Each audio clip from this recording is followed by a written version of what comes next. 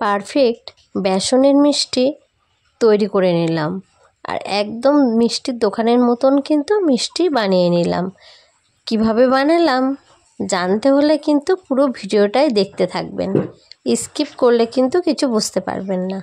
নমস্কার বন্ধুরা, মালতীর মিনি কিচেনে অনেক অনেক স্বাগতম। অন্যদিনের মতন আজও চলে এসেছি আপনাদের কাছে নতুন একটা রেসিপি নিয়ে। আশা করি রেসিপিটা আপনাদের কাছে অনেক ভালো লাগবে।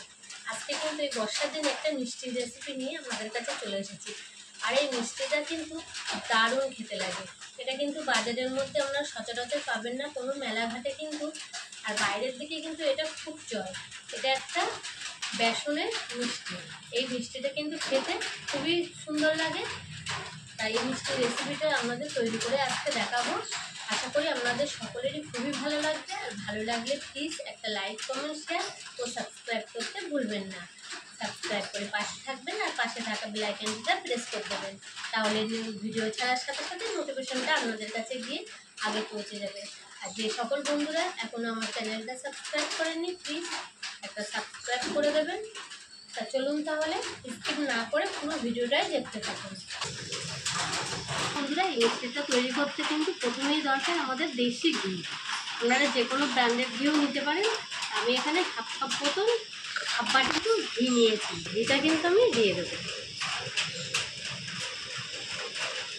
বাটির মাপ করে আমি ঘি নিয়েছি হাফ বাটি, সেই বাটির মাপ করে কিন্তু এক বাটি আমি বেসন নিয়েছি। এই মিষ্টিটা কিন্তু সচরাচর বেসন দিয়েই কিন্তু তৈরি হয়।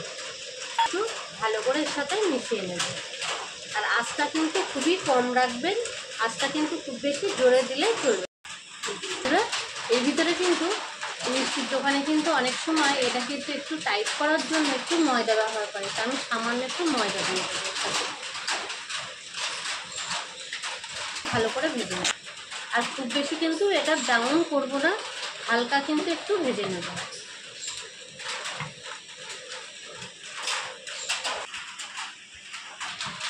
দেখুন, এটা কিন্তু খুব বেশি ভাজলে চলবে না, এটা হালকা একটু কাঁচা গন্ধ ভাবটা বেরিয়ে যাবে সেরকমভাবেই কিন্তু এটা ভাজতে হবে। আর দেখুন ভাজাটাও কিন্তু আমার হয়ে গেছে, আর একটু কিন্তু কাঁচা গন্ধ ভাবও নেই। আর কালারটা কিন্তু একই রকম রাখতে হবে, এটা কিন্তু ব্রাউন করলে চলবে না। তা আমার ভাজাটা রেডি হয়ে গেছে, এটা কিন্তু আমি নামিয়ে এখানে একটা চিনির শিরা তৈরি করব। তার জন্য কিন্তু আমি এখানে এক বাটি হাফ বাটি আমি জল দিয়ে দিলাম, আমি এক বাটি চিনি দিয়ে দিলাম।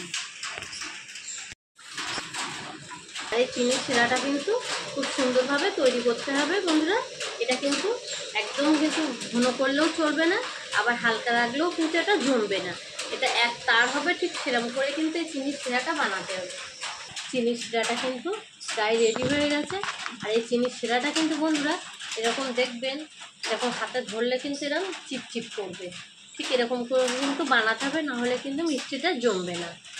চিনির শিরাটা আমার রেডি হয়ে গেছে। আর এর ভিতরে কিন্তু আমি এবার দিয়ে দেবো একটু হলুদ ফুড কালার,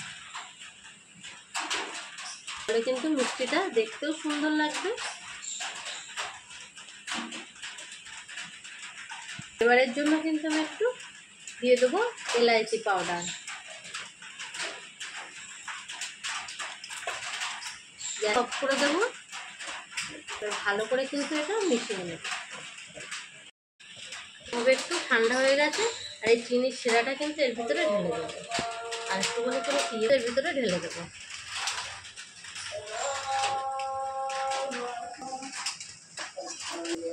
ভালো করে কিন্তু এর সাথে এটা মিশিয়ে নেব।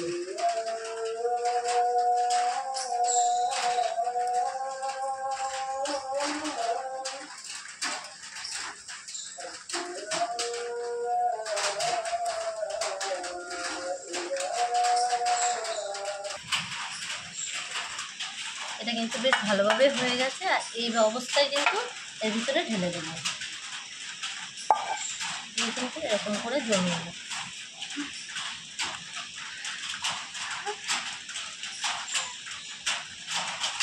ভালো করে কিন্তু হাত দিয়ে এরকম প্রেস করে করে এরকম করে চেপে দেবো।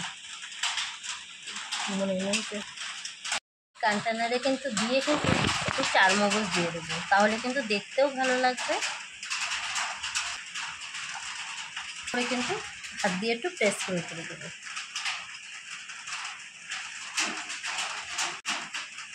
মিষ্টিটা কিন্তু বেশ ঠান্ডা হয়ে গেছে, কিছুক্ষণের জন্য জমিয়ে নিয়েছে। আর দেখুন একদম কিন্তু জমাট বেঁধে গেছে। আর এবার কিন্তু আমি ছুরিটা দিয়ে পিস পিস করে কেটে নেব।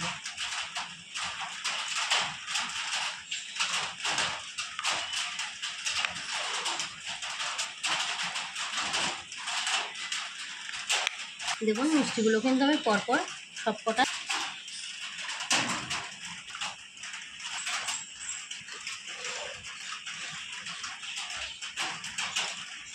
কত সুন্দর কিন্তু বেসনের মিষ্টি তৈরি হয়ে গেছে। একটু বড় বড় হয়ে গেছে, তার জন্য কিন্তু ঠিক এরকম ত্রিকোণাভাবে আমি একটু কেটে দেবো, তাহলে কিন্তু দেখতেও সুন্দর লাগবে। দেখুন দেখুন মিষ্টিগুলো কিন্তু দেখতেও বেশ সুন্দর লাগবে। এরকম করে কিন্তু সব মিষ্টি কটা কেটে নেব।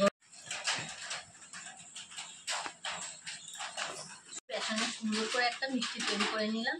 তা এরকম মিষ্টি কিন্তু আপনারা বাড়িতেও বানিয়ে নিতে পারবেন খুব সহজে। কিন্তু এটা আপনারা বাড়িতে বানিয়ে বাচ্চা থেকে বয়স্ক সবাই কিন্তু খেতে পারেন। মিষ্টিটা খেতে কিন্তু দারুণ হয়েছে। আর ভালো লাগলে প্লিজ একটা লাইক কমেন্ট শেয়ার করে দেবেন। আর দেখুন মিষ্টিটা কতটা সুন্দর হয়েছে দেখতে, ঠিক একদম মিষ্টির দোকানের মতন কিন্তু মিষ্টি তৈরি হয়ে গেছে। আর মিষ্টিটা কিন্তু এত ভালো মোলায়ম আর সফট হয়েছে, মুখে দিলেই কিন্তু মিলিয়ে যাবে। আপনারাও ঝটপট বানিয়ে নিন এরকম বাড়িতে বেসনের মিষ্টি। আজকের মতন রেসিপি এই পর্যন্ত, নিয়ে আসছে একটা পরের রেসিপি। ততক্ষণ সবাই সুস্থ থাকবেন, ভালো থাকবেন।